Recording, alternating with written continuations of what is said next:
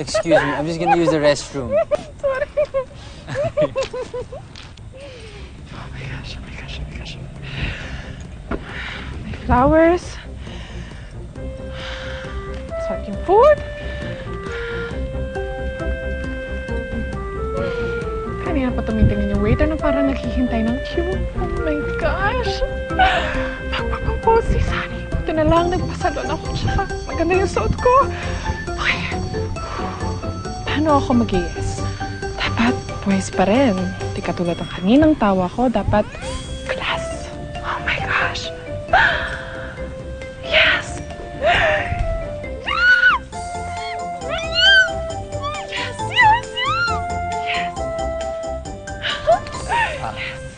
Anong yes yan? Yes. Sarap ng food. Diba, ang saya mo dyan, ha? Ay, gwapo mo tonight. Thank you. Ganda ng place mo to, mukhang sarap yung food, tsaka perfect yung weather. Oo nga eh. So, tingin ko, kaya na tayo. Kasi maaga pa yung hearing ko bukas, so baka pwede natin bilisan ng konti. Tara, masarap naman, di ba?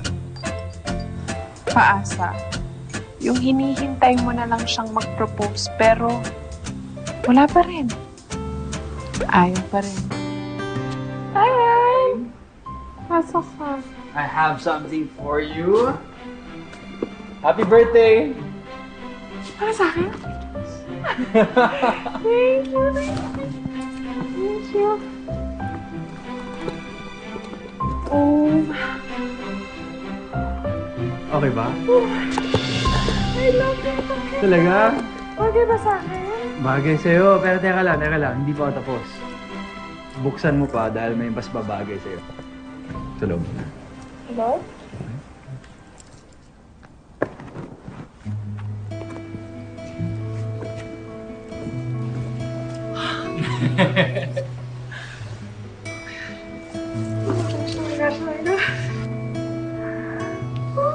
Tootsie?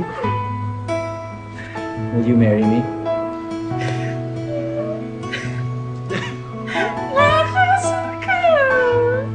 Bakit?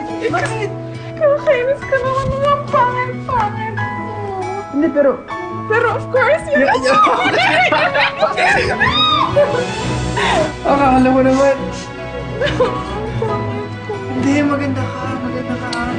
Nala ako nag-ayos. Okay lang yun. You still look beautiful. I love you. I love you.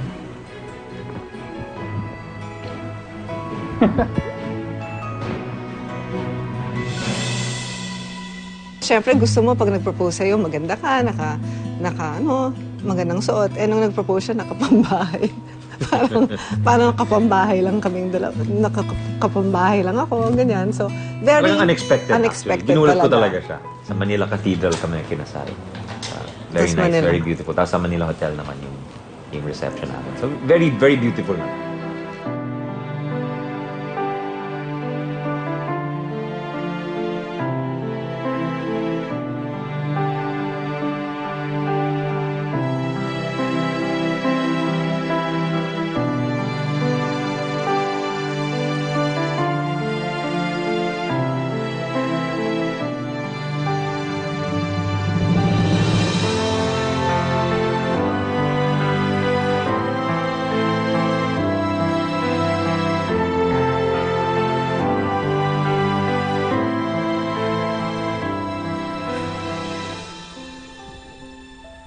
Tagal naman ang asawa ko.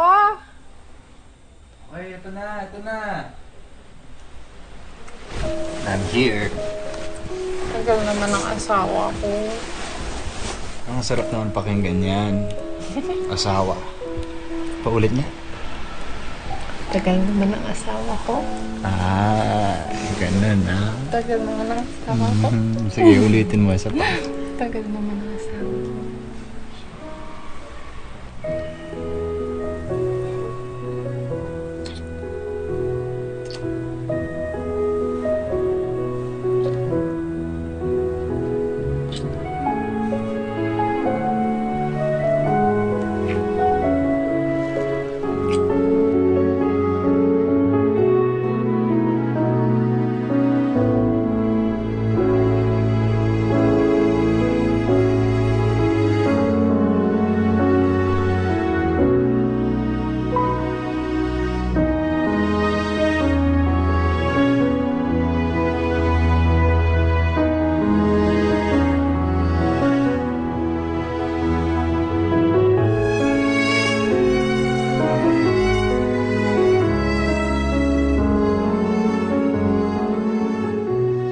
naging congressman na ako,